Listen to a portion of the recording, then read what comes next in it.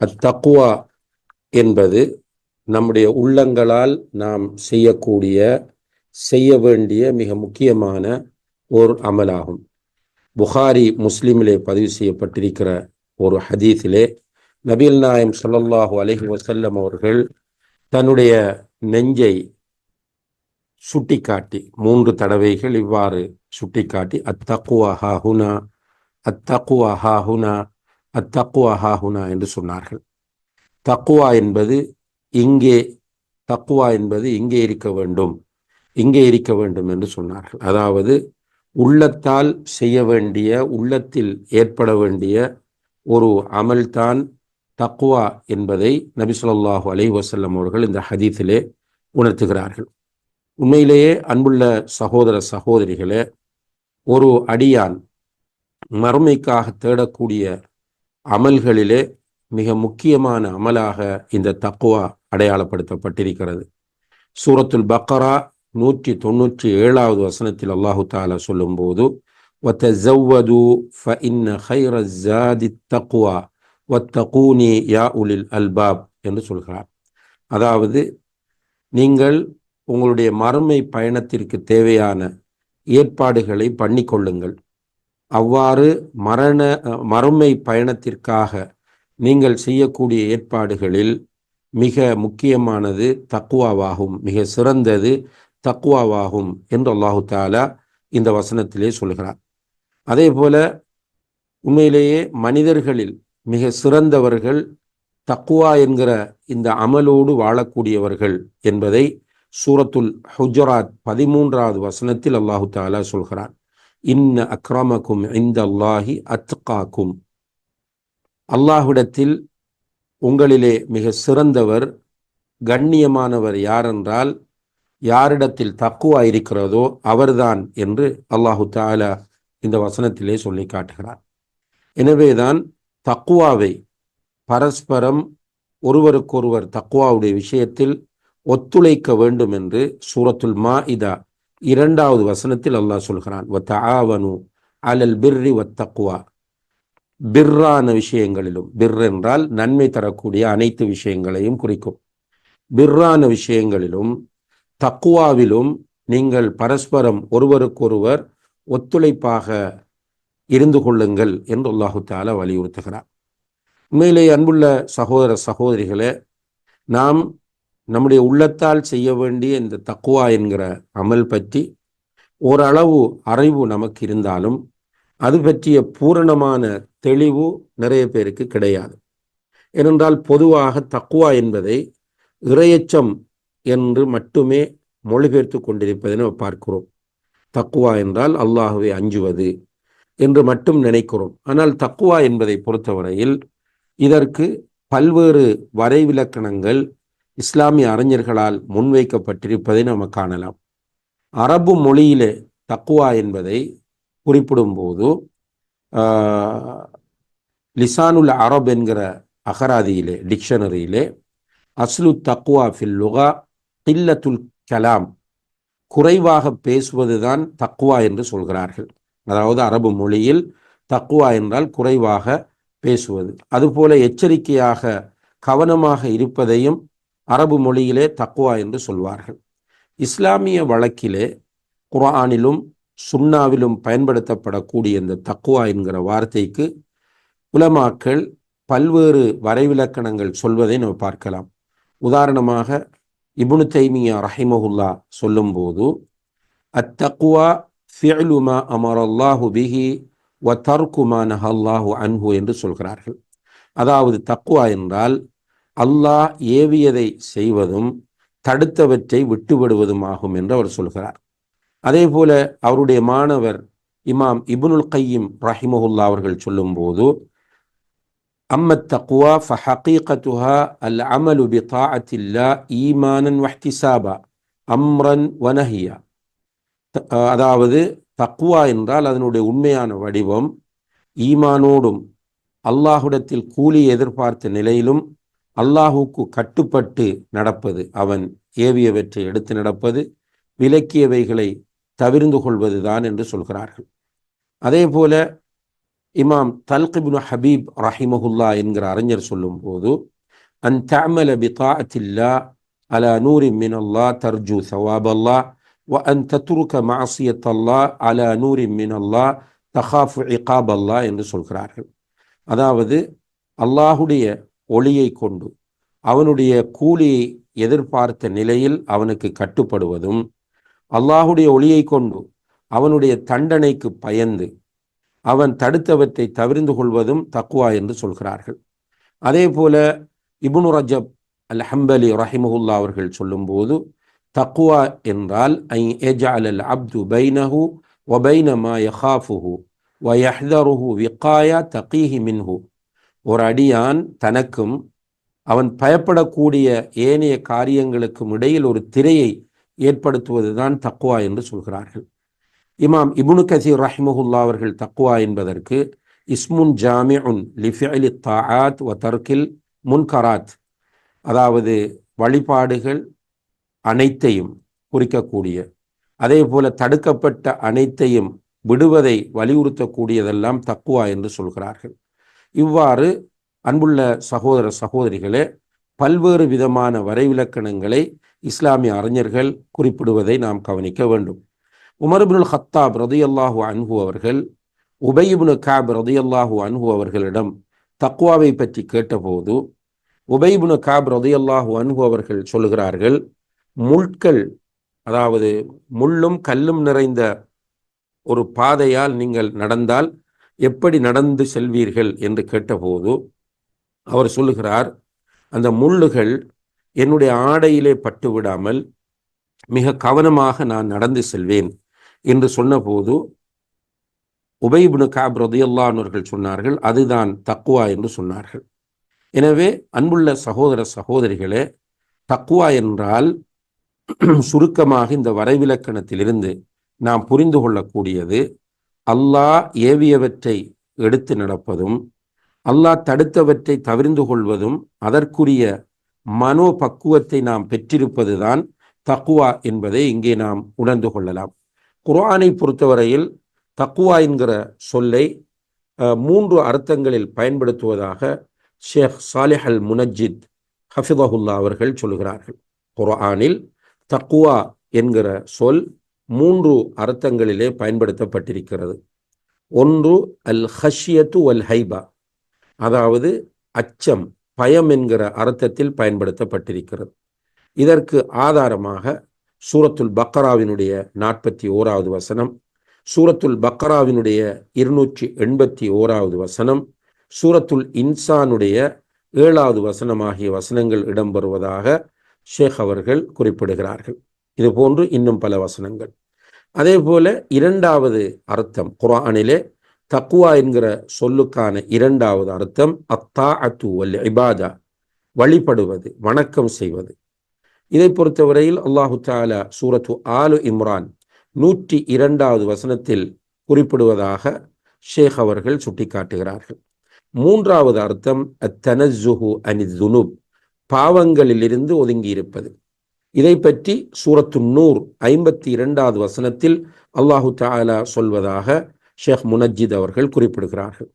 இந்த 3 அர்த்தங்களும் தக்வாவுக்கு குர்ஆன் தரக்கூடிய அர்த்தங்களாகும். ஒன்று அல் ஹஷ்யா வல் ஹைபா, பயம், அச்சம் என்பது. 2வது அத்தாஅ வல் இபாதா, வழிபட்டு வணங்குதல் என்பது.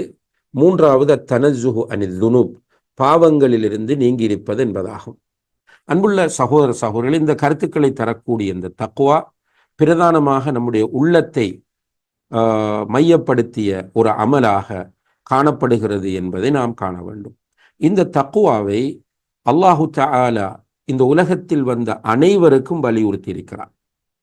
நபிகள் நாயகம் ஸல்லல்லாஹு அலைஹி வஸல்லம் அவர்களுடைய சமுதாயத்திற்கு மட்டுமல்ல, உலகத்தில் வந்த அனைவருக்குமே அல்லாஹு தஆலா இந்த தக்வாவை வலியுறுத்தி இருக்கிறார். சூரத்து நிசா 131வது வசனத்தில் அல்லாஹ் சொல்லும் போது, வலகது வஸ்ஸைனா அல்லதீன ஊத்துல் கிதாப மின் கப்லிக்கும் வ இய்யாக்கும் அனித்தகுல்லாஹ்,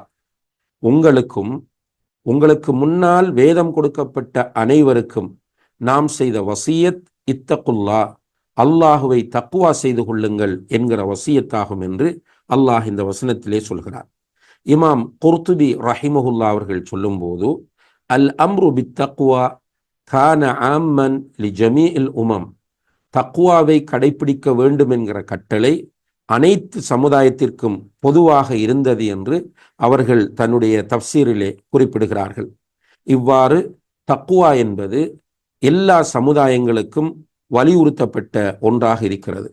குறிப்பாக நபிகள் நாயகம் ஸல்லல்லாஹு அலைஹி வஸல்லம் அவர்கள் தன்னுடைய உம்மத்தினருக்கு இந்த தக்வாவை மிக கடுமையாக வலியுறுத்தி இருப்பதை நாம் பார்க்கிறோம். அதனால்தான் அன்புள்ள சகோதர சகோதரிகளே, ஒவ்வொரு வெள்ளிக்கிழமையும் அவர்கள் மிம்பருக்கு ஏறினால், அதுபோல பொதுவாக ஏதாவது உபதேசங்களை அவர்கள் செய்ய முன்வந்தால், ஹுத்பத்துல் ஹாஜா என்று சொல்லக்கூடிய ஒரு சிறிய உபதேசத்தை செய்துவிட்டுத்தான் அந்த மற்ற உபதேசத்திற்கு இறங்குவார்கள்.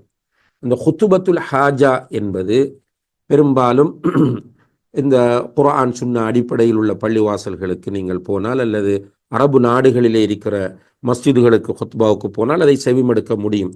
இன்னல் ஹம்தலில்லாஹ் நஹ்மதுஹு வ நஸ்தஈனுஹு வ நஸ்தக்ஃபிருஹு வ நஊது பில்லாஹி மின் ஷுரூரி அன்ஃபுஸினா வ ஸய்யிஆத்தி அமாலினா மன் யஹ்திஹில்லாஹு ஃபலா முضில்ல லஹு வ மன் யுضலில் ஃபலா ஹாதிய லஹு வ அஷ்ஹது அன் லா இலாஹ இல்லல்லாஹு வஹ்தஹு லா ஷரீக லஹு வ அஷ்ஹது அன்ன முஹம்மதன் அப்துஹு வ ரசூலுஹு என்பது இந்த ஹுத்பத்துல் ஹாஜாவினுடைய ஆரம்பமாகும். அதற்கு பிறகு 3 குர்ஆன் வசனங்கள் ஓதுவார்கள்.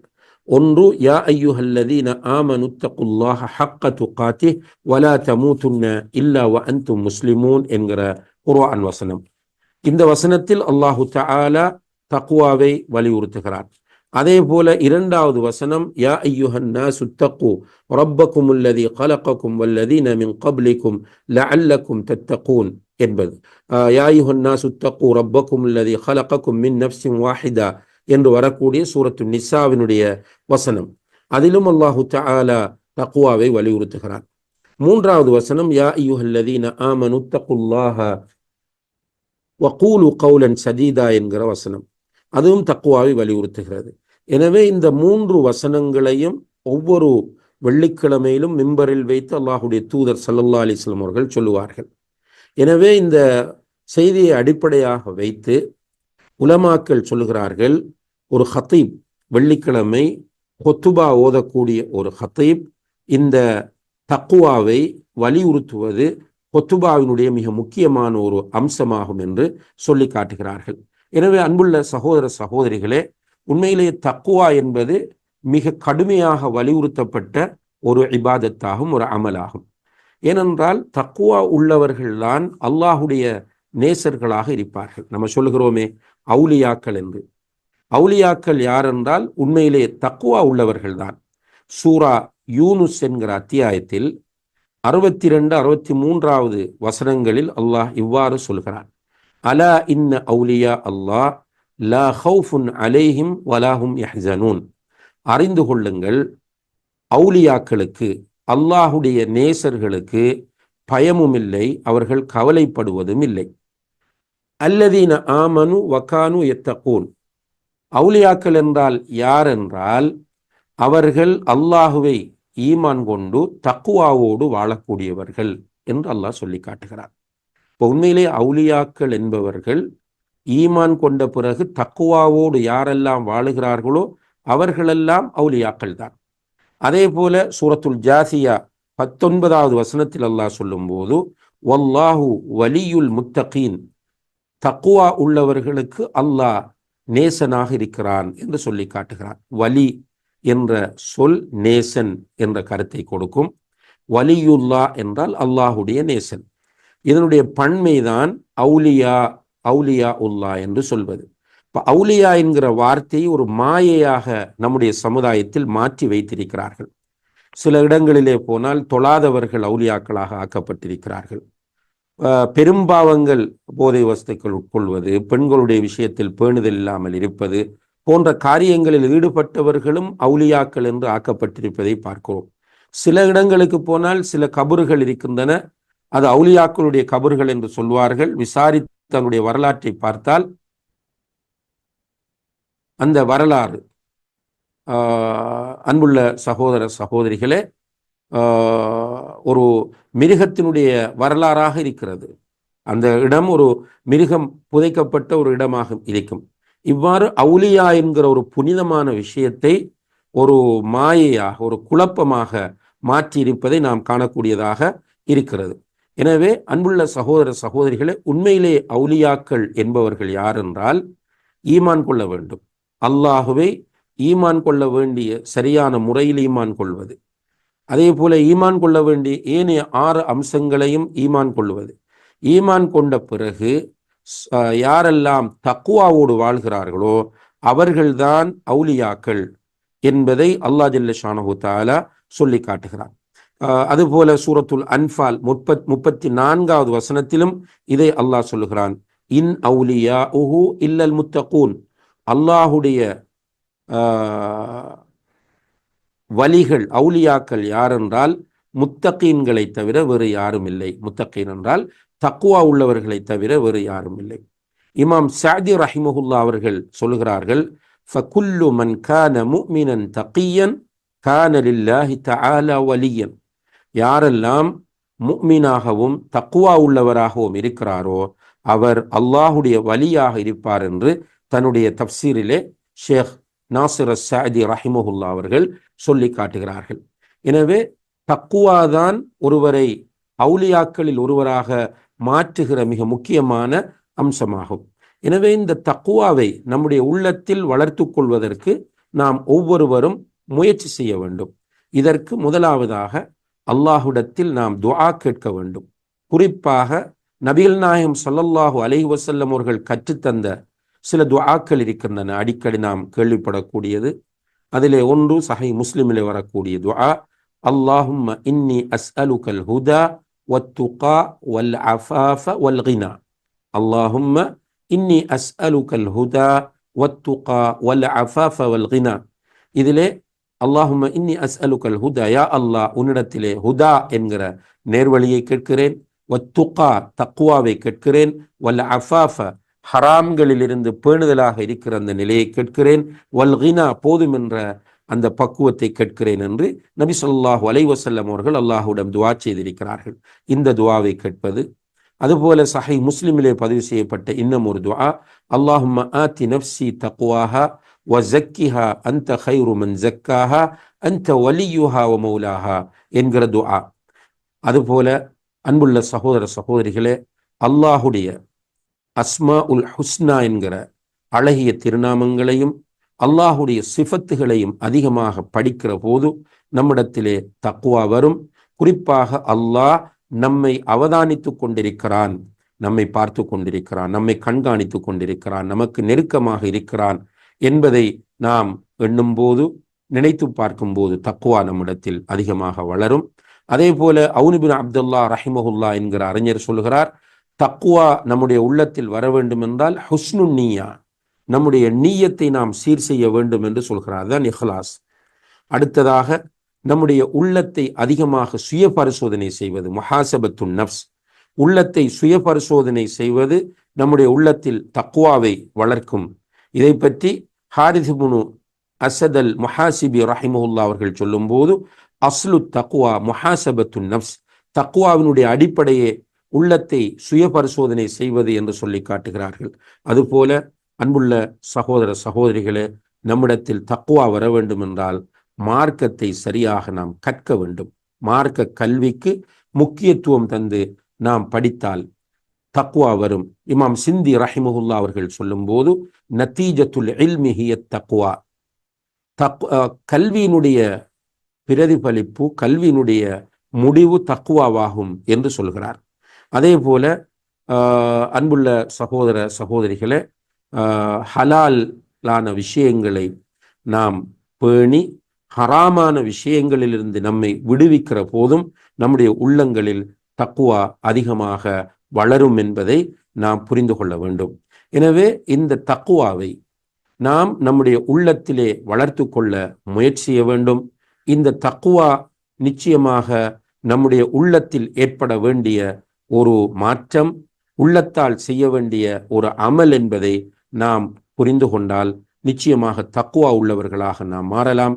தக்குவா நம்மிடத்தில் வந்துவிட்டால் அன்புள்ள சகோதர சகோதரிகளே, நபிகள் நாயகம் ஸல்லல்லாஹு அலைஹி வஸல்லம் அவர்களிடம் ஒரு மனிதர் வந்து கேட்கிறார், யா ரசூலல்லாஹ், எனக்கு நல்லுபதேசம் செய்யுங்கள் என்று. அதற்கு நபி ஸல்லல்லாஹு அலைஹி வஸல்லம் அவர்கள் சொன்னார்கள், அலைக பி தக்வல்லாஹ், நீ தக்வாவை கடைப்பிடித்துக்கொள், தக்வாவை பற்றி பிடி. ஃபஇன்னஹா ஜிமாஉ குல்லி கைர், ஏனென்றால் தக்வாதான் எல்லா நன்மைகளுக்குமான அடிப்படையாகும் என்று சொன்னார்கள். அதே போல இன்னும் ஒரு ஹதீஸிலே, ஊசிக பி தக்வல்லாஹ் ஃபஇன்னஹு ரஅஸு குல்லி ஷை, உனக்கு நான் தக்வாவை வசியச் செய்கிறேன், அதுதான் எல்லாவற்றினும் தலையாய அம்சமாகும் என்று நபி ஸல்லல்லாஹு அலைஹி வஸல்லம் அவர்கள் சொன்னார்கள். எனவே இந்த தக்வாவை நாம் எல்லோரும் பேணி நடந்தால் நிச்சயமாக எல்லா நன்மைகளுக்கான வாசல்கள் நமக்கு திறக்கும், அல்லாஹுடைய ரஹ்மத் நமக்கு கிடைக்கும், நம்முடைய அமல்களை அல்லாஹ் அங்கீகரிப்பான். அதே போல உலகத்தில் உள்ள கஷ்டங்களிலிருந்து அல்லாஹ் நம்மை பாதுகாப்பான். அதுபோல நம்முடைய பாவங்களை எல்லாம் அல்லாஹ் நன்மைகளாக மாற்றுவான், நரகத்திலிருந்து நம்மை பாதுகாப்பான், ஜன்னத்திலே நமக்கு உயர்ந்த இடத்தை அல்லாஹு தஆலா நமக்கு தருவான். அதுபோல நம்முடைய அனைத்து காரியங்களையும் அல்லாஹு தஆலா இலகுவாக்கி வைப்பான். தக்வா என்கிற இந்த அமலை நாம் சரியாக பேணி நடந்தால் அல்லாஹுடைய நேசம் கிடைக்கும், மலக்குகளுடைய நேசம் கிடைக்கும், நமக்கு நன்மாராயம் உண்டாகும். அதுபோல அன்புள்ள சகோதர சகோதரிகளே, இந்த தக்வா எல்லா சதிகளிலிருந்தும் பாவங்களிலிருந்தும் நம்மை பாதுகாக்கும். அல்லாஹு தஆலா சூரத்து ஆல இம்ரான் 120வது வசனத்தில் சொல்லும் போது, வ இன் தஸ்பிரு வ தத்தகு லா யதுர்ருக்கும் கைதுஹும் ஷைஆ, நீங்கள் சபுரோடும் தக்வாவோடும் இருந்தால், சபுரோடும் தக்வாவோடும் இருந்தால் அவர்களுடைய சதிகள், அதாவது முஸ்லிம்களுடைய எதிரிகள், அது யூதர்களாக இருக்கலாம், கிறிஸ்தவர்களாக இருக்கலாம், ஏனையோராக இருக்கலாம், ஷைத்தான்களாக இருக்கலாம், யாருடைய சதியும் நமக்கு எந்த தீங்கையும் ஏற்படுத்த மாட்டாது என்று அல்லாஹு தஆலா இங்கே நமக்கு சொல்லி காட்டுகிறான். எனவே இந்த தக்வா என்கிற அமலை நாம் எல்லோரும் சரியான முறையில் அறிந்து பேணி செய்வதற்கு முயற்சி செய்ய வேண்டும். அல்லாஹு தஆலா அதற்கு நம் எல்லோருக்கும் தௌஃபீக் செய்வானாக. وآخر دعوانا أن الحمد لله رب العالمين والسلام عليكم ورحمة الله وبركاته.